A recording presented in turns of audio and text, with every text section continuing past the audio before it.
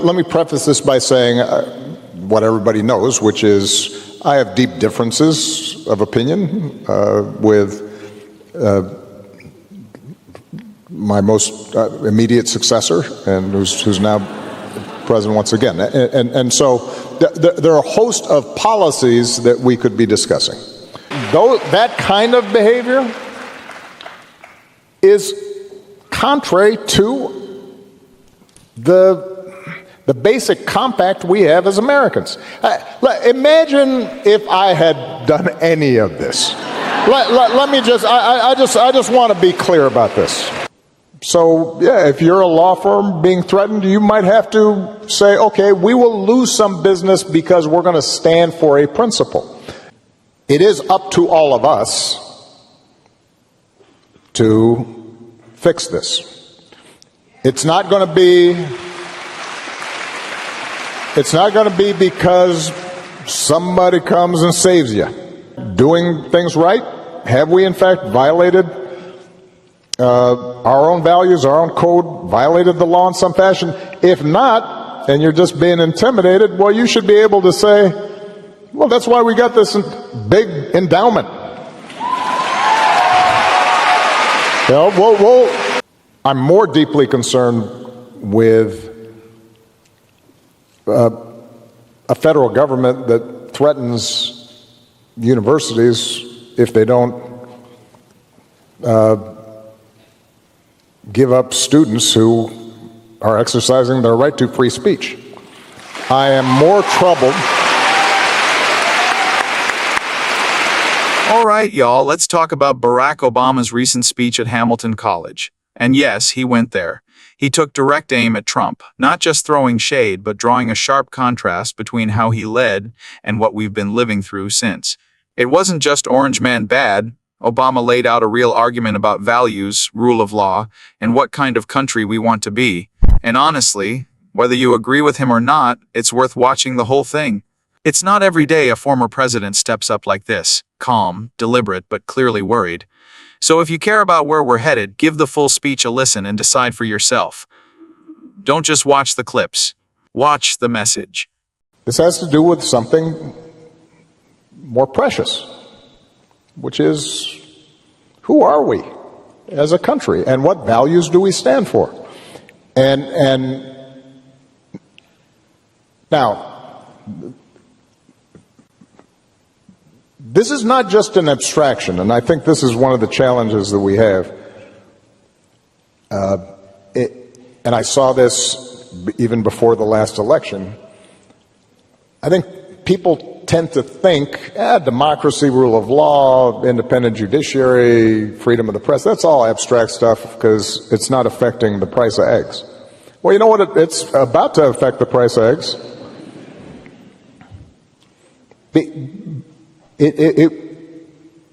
One of the things that has distinguished us in the past has been this basic idea that we are a rules-based society. What that means is that, you know what, I can support one candidate instead of another, and I don't have to worry that the police are going to come harass me or my customers. That's what happens in other places. That's what happens in Russia.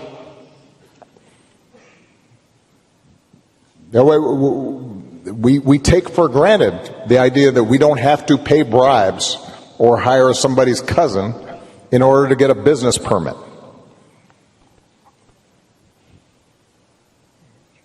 That's how we built the economy we did. That's why this place worked. And it has very concrete impacts on all of our lives. So, this is the first time I've been speaking publicly for a while. I've been watching a little bit.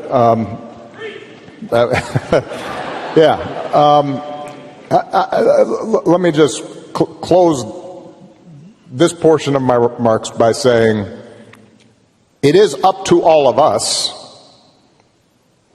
to fix this. It's not going to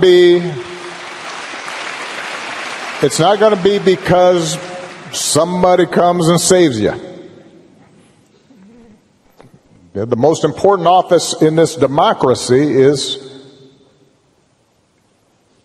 the citizen, the ordinary person who says, no, that's not right. I do think one of the reasons that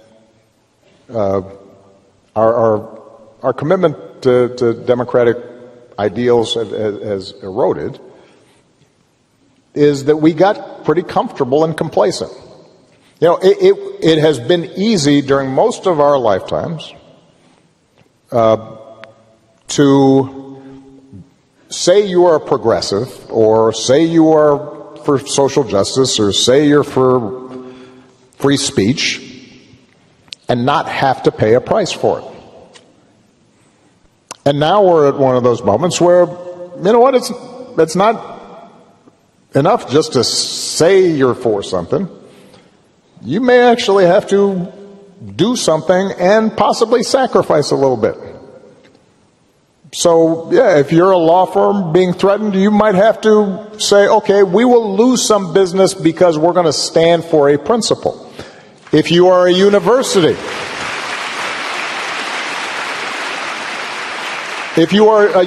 you may have to say, figure out, are we in fact doing things right?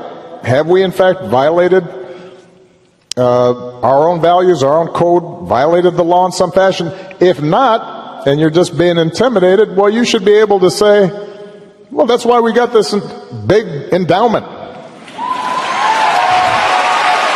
You know, we'll stand up for what we believe in, and then we'll pay our researchers for a while out of that endowment, and we'll give up the extra wing or the fancy gymnasium that we can delay that for a couple of years, because, you know, academic freedom might be a little more important.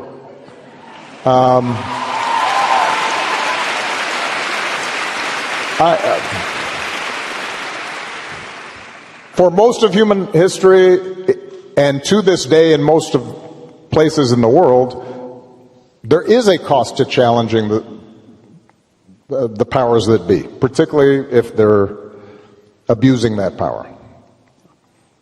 And this idea, and I've noticed this among some wealthier folks who, you know, after George Floyd, they were right there, and a bunch of companies were talking about how they cared about diversity and they wanted to do this and they were all for that, and they are mute right now. But what that tells me is it was okay when it was cool and trendy, and when it's not, not so much. And that, I think, is what we have to, each of us has to examine in our own hearts. Is all right, we say we're for equality. Are we willing to fight for it? Are we going to risk something for it? We say that we're for rule of law. Are we going to stick to that when it's tough, not when it's easy? We believe in freedom of speech. Do we stand up for freedom of speech when the other person talking is saying stuff that infuriates us and is wrong and hurtful? Do we still believe in it?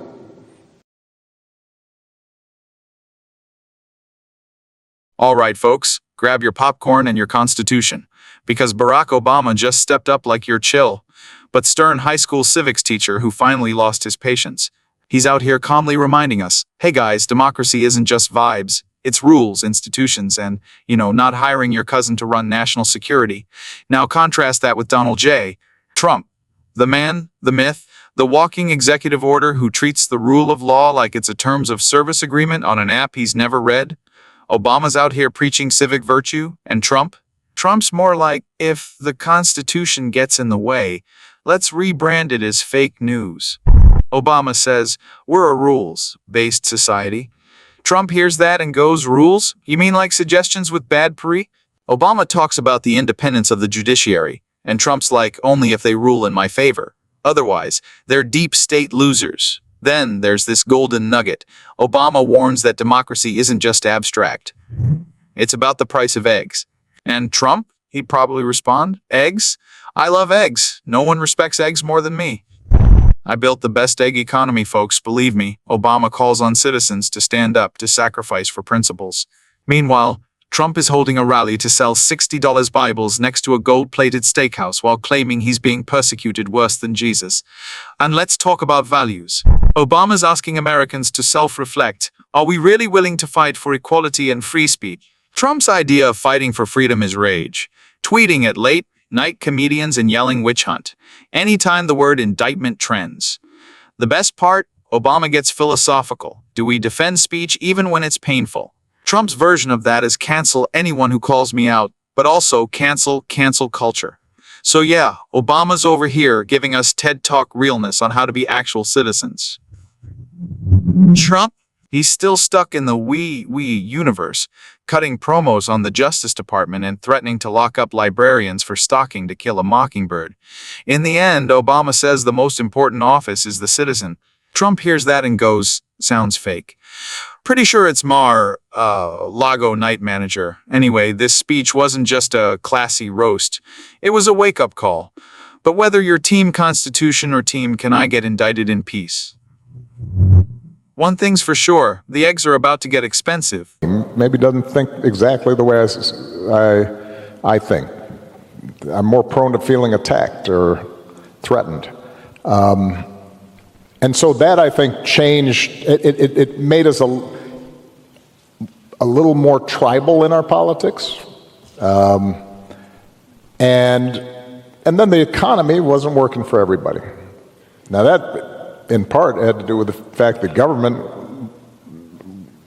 wasn't as responsive as it should have been, and inequality grew. And then finally, media. I think one of the most important aspects of our democratic practice is having a well-informed citizenry, which is reliant on a free, objective, effective press. And that started getting attacked. And so you combine all those factors together, and we saw it over the course of decades. But obviously it's gotten a lot worse now. And when I watch some of what's going on now, it does not, look, I don't think what we just witnessed in terms of economic policy and tariffs is going to be good for America, but that's a specific policy. I'm more deeply concerned with a federal government that threatens universities if they don't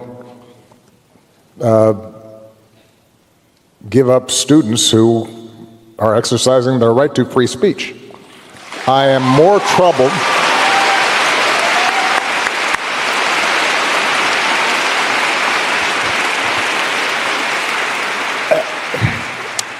the idea that a White House can say to law firms, if you represent parties that we don't like, we're going to pull all our business or bar you from representing people effectively. That kind of behavior is contrary to the basic compact we have as Americans. Imagine if I had done any of this. Let me just, I just want to be clear about this.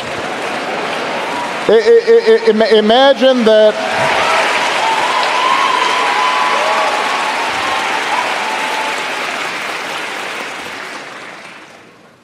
imagine if I had pulled Fox News' credentials from the White House press corps. You're laughing, but no, this is what's happening. Imagine if I'd said to law firms that were representing parties that were upset with policies my administration had initiated, that you will not be allowed into government buildings.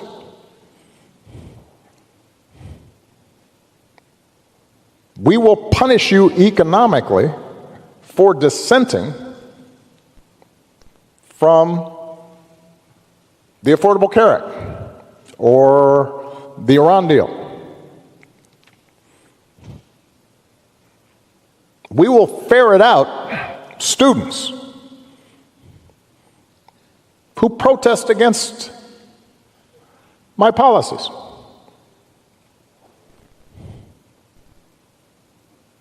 It's unimaginable that the same parties that are silent now would have tolerated behavior like that from me, or a whole bunch of my predecessors. Okay, y'all, so I just watched Barack Obama hit the mic again. And this time, he's not whispering.